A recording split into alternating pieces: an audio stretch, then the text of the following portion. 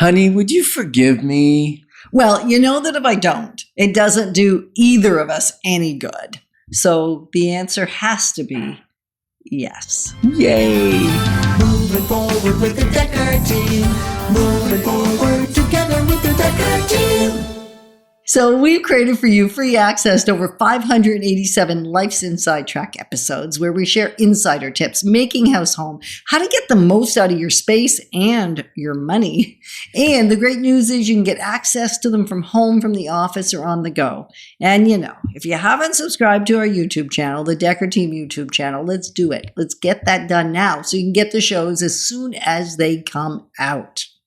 So we're going to explore that when we hang on to financial bad decisions and don't forgive for them, then we actually create a significant amount of relational stress that just doesn't go anywhere and in fact accumulates and may in fact cost a whole lot more money than the bad financial decision that you're unforgiving about. Of course. Yeah, because divorce is one of, not divorce. Financial issues inside of a relationship is one of the major causes of either divorce or a breakdown in a relationship. Right. So we've got to figure out how to get past it by forgiving than stuck in it. Because we've made way too many. Well, this is truth seeking. Probably just the right number. Well, we have to call it the right number because it's the number of mistakes we've made financially, right? Yeah. Either where we've maybe invested in the wrong type of real estate, or another mistake that was maybe hard to forgive for, and I brought it up not long ago, was selling a property that I wasn't ready to sell, you were ready to sell, and if we just kept it a little bit longer, we would have earned much more money or had a much greater return on investment. So forgiving even about prematurely selling a property or a delay in not doing the purchase when you first thought, you know, how many times have we heard clients say, if only 5 years ago, we could have bought that property. If only 10 years ago had we done that. We had the money, we could have done it, but you weren't available. You weren't wanting to do it. So the resistance sometimes causes a delay and builds into something has to be forgiven. Yeah. Sometimes, you know, you buy a property too early. You buy it in the peak or you sell it in the non-peak. But it's hard to time. We've always said this. It's very, very hard to time the market. You need to time your life. And so part of your life is forgiveness around that timing, not bringing up, oh, we could have made 100,000 if we just waited 6 months. Or I've said that. Yeah, you have. Yeah, I have. But hindsight's 20/20, right? They say you can learn from the past, but the future, nobody's predicting it accurately. Right. They might fluke upon it once in a while, but they're not predicting it accurately. Well, you as president of the real estate board, I've heard you start to give in some predictions rather than just the facts. So far, I've been right on.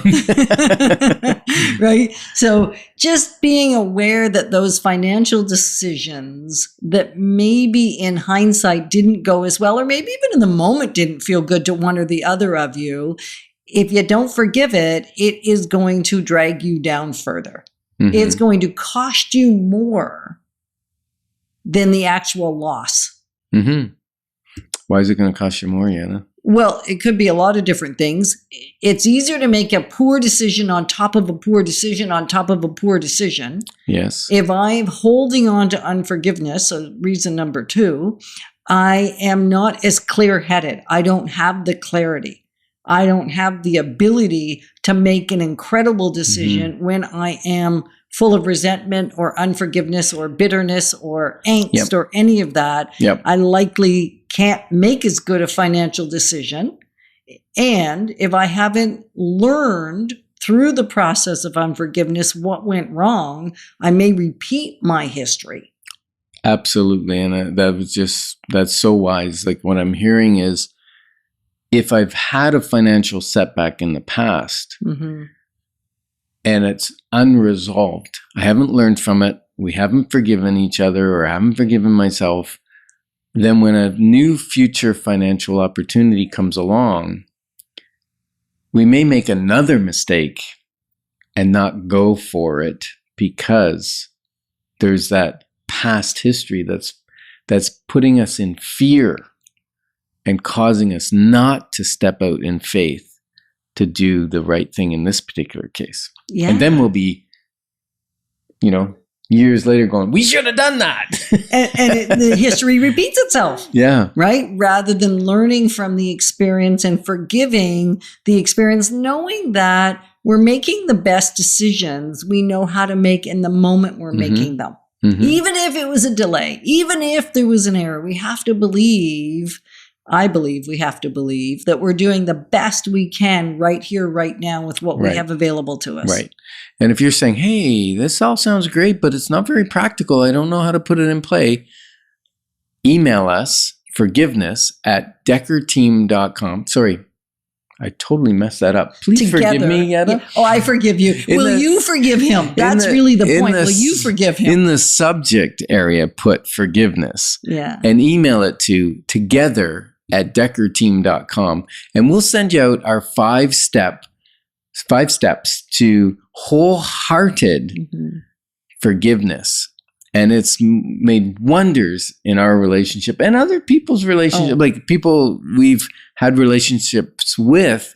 If we've messed up, we go through the 5 steps and generally that relationship is restored. Absolutely. And we have done other Life's Inside Track episodes on it. So if you go to the YouTube channel, if you're not subscribed, like I said, go do the thing. And there is other episodes where we actually unpack the steps of the Simply Whole forgiveness. Right now, we're more talking about what's the implication if you don't figure out how to get to the forgiveness around a poor financial choice. And often they relate to our homes, the spaces we live in. Right? Pay too much for the house, or bought a house too expensive and then we lose it and we have to start over again. Yeah. I mean, those are real things we've helped clients navigate in arrears. And you know what? I've seen it in smaller purchases too, smaller things that happen. People want revenge instead of forgiveness. So maybe one partner goes out and spends something on what they shouldn't have done, or they committed not to. They committed not to, or they gamble some money, or they play golf and took the day off or whatever. And then the spouse says, well, that put us in a poor financial situation. So I'll show you. And they go out and buy $500 in clothing. Now we're $1,000 in the hole, and it hasn't helped anybody. It's worsened the whole situation. So revenge is not a good alternative to forgiveness. No, we got to get to the forgiveness piece. The easier or the quicker, the better, I would say. Would you not? Yeah, the longer it festers, the more groveling you're going to have to do.